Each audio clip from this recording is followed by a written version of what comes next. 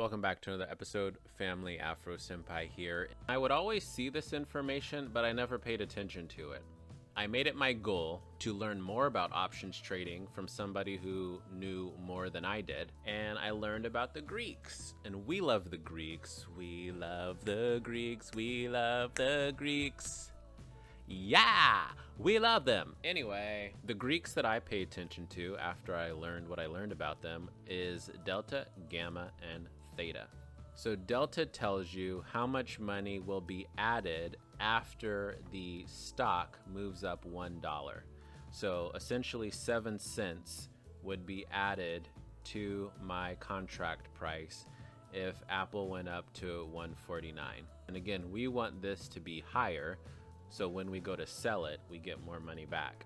Gamma tells you the amount of money added to your contract price for each additional dollar. So if it hits 150, 151, it's moving up 3 cents. Theta is evil. Theta tells you how much money is going to be subtracted each day. Remember, the longer you hold the hot potato, that is your options contract, the more the price goes down.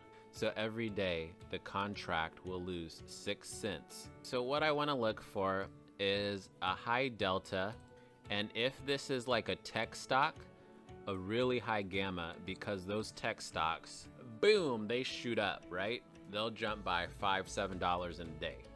So I want a high delta, high gamma, and a low theta.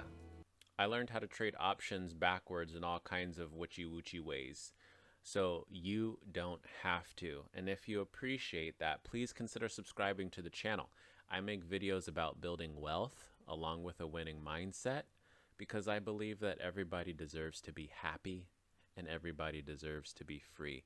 So feel free to like the video, comment, share it with somebody, so YouTube can get its act together and push this channel out to more people, because we deserve to be seen. And until the next one, remember to smile, because you are beautiful. Peace!